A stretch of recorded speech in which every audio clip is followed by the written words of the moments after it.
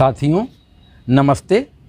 आज संजीव के संजीवनी में योगासन की एक कठिन अवधारणा सांस लेने और छोड़ने पर हम लोग बात करेंगे। योगासन हजारों हैं और हजारों योगासन में किस योगासन में कब कितना और कैसे सांस लेना है, यह बड़े बड़े योगाभ्यासियों के लिए एक बहुत बड़ी चुनौती रहती है। योगासन के क्षेत्र में जीवन गुजार देने के बावजूद भी इसमें पूरी तरह से प्रवीणता हासिल हो पाना लगभग कठिन होता है।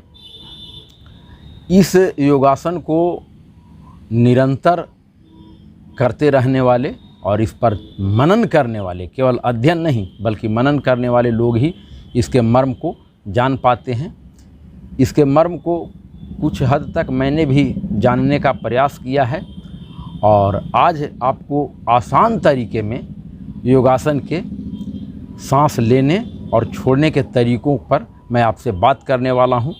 इसे समझने के लिए मैंने एक उदाहरण आपके सामने, इस पाइप को आप देख सकते हैं। इस पाइप में जैसे ही हम इसका ऊपर एक सिरा उठाते हैं तो इसमें हवा इसके शरीर में भर जाती है और जैसे ही इसको दबाते हैं तो हवा छूट जाती है। जैसे जैसे इसका आकार बढ़ाते जाते हैं इसके शरीर में इस पोर्शन में हवा भरने लगती है और जैसे जैसे इसके आकार को छोटा करते जाते हैं हवा निकलती है। आप देख सकते हैं जितना मैं उठाता हूँ उतनी हवा भरी, जितना अधिक उठाता हूँ उतनी अधिक हवा भरी। तो प्रायः योगासनों में भी इसी तरह के उदाहरण देखे जा सकते हैं। जब हम अपने शरीर को बहुत ज़्यादा खींचते हैं, बढ़ाते हैं, ऊपर की ओर ले जाते हैं तो उसमें हवा भरी जाती है। इसे एक आध दो उदाहरणों में मैं बताता हूँ आपको। सर्वाधिक हवा भरने वाले योगासनों में सूर्य नमस्कार के 2-3 पोज हैं। पहला तो प्रणाम मुद्रा के बाद उतान आसन जो होता है, दूसरा अश्व संचालन मुद्रा और तीसरा भुजंगासन। इन आसनों में आपको अधिक सांस ली जाती है और खड़ा होकर के करने वाले आसन में, ताड़ आसन में, सांसों को बहुत व्यापक रूप से भरा जाता है। तो आइए हम लोग कुछ आसनों को आपको करके देखते हैं। मैं दिखाता हूं आपको। अब देखिए, खड़ा होकर करके किए जाने वाले आसन ताड़ आसन में मैं करता हूं। सबसे पहले इसमें पंजे पर खड़ा होते हैं और जैसे जैसे शरीर पाइप में जैसे जैसे ऊपर उठता है, शरीर ऊपर उठा रहे हैं, हवा मैंने भरी और जैसे जैसे मैं नीचे आऊँगा हवा निकलेगी बाहर, सांसों को छोड़ेंगे।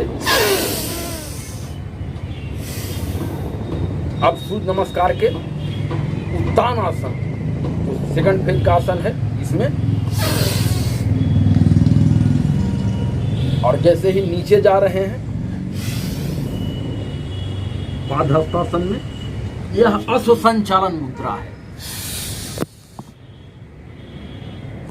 अश्व संचालन मुद्रा में सांसों को गंभीर रूप से भर करके जब तक ऊपर रहेंगे सांस भरे रखेंगे, फिर जब शरीर को छोटा करेंगे तो समेटते हुए इसको, और पुनः एक और है भुजंगासन।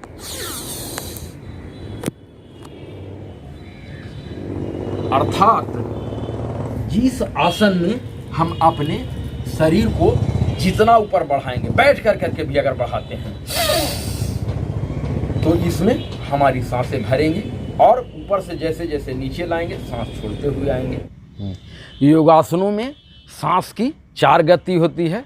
सांस लेना अर्थात पूरक, सांस छोड़ना अर्थात रेचक, सांस को अंदर रोकना अंतरकुंभक और सांस को बाहर रोकना बहिर्कुंभक या बाह्य कुंभक कहा जाता है। तो अब यह बात उठती है कि किन आसनों में सांस हमारी धीमी हो, सामान्य हो, सांस अंदर भरी हुई हो। तो जिन आसनों में हम स्थिर रहते हैं बहुत देर तक, जैसे अगर हम शीर्षासन करें और शीर्षासन में स्थिर रहते हैं, नीचे शीर्षासन में जाकर के खड़ा रहते हैं तो सांसों की गति सामान्य हो जाएगी। हम मंडूकासन जा रहे हैं नीचे की ओर करते हुए, ऊपर सांसें भरी हुई हैं अवस्था में, और जैसे जैसे झुकेंगे सांस छोड़ते हुए झुकेंगे। जिस तरह से पाइप छोटी होती है सांस उससे छूटती जाती है, निकलती जाती है। और नीचे चले आए, तो जब नीचे आ गए यह अवस्था रहेगी तो सांस धीरे धीरे लेंगे, इस अवस्था में स्थिर रहेगा। तो इस तरीके से किसी भी आसन में जब आप अपने मन में इस पाइप का उदाहरण रखेंगे कि जिस तरीके से इसके आकार को बढ़ा रहे हैं, इसमें हवा या इसकी सांसें भर रही हैं, और जैसे ही आकार को छोटा कर रहे हैं सांस निकल रही है। तो इस उदाहरण को यदि आप योगासन करते समय अपने मन में चिंतन के साथ समाहित रखेंगे तो योगासनों में सांस लेने की प्रक्रिया को आप धीरे धीरे समझने लगेंगे और स्वयं भी इसको सही तरीके से करने लगेंगे। योगासन में सांस सही लेने और छोड़ने की प्रक्रिया योगासनों के लाभ को पूरा 100% कर देता है।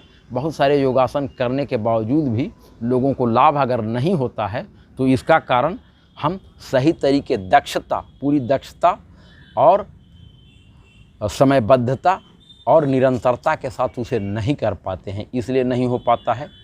तो मित्रों, चूँकि प्रशिक्षण महाविद्यालय में मेरा विषय स्वास्थ्य, योग और शारीरिक शिक्षा से ही जुड़ा हुआ है, जिसके कारण यह विषय पढ़ाने का भी मुझे अनुभव है, मैंने इसे पढ़ाया भी है। और मैं योगा साइंस में बैचलर ऑफ योगा साइंस की मैंने डिग्री भी ले रखी है। लोगों को कैसे आसानी से सिखाया जाए, तो मुझे यह पाइप का उदाहरण अच्छा लगा था, शायद आपको भी अच्छा लगे। धन्यवाद साथियों।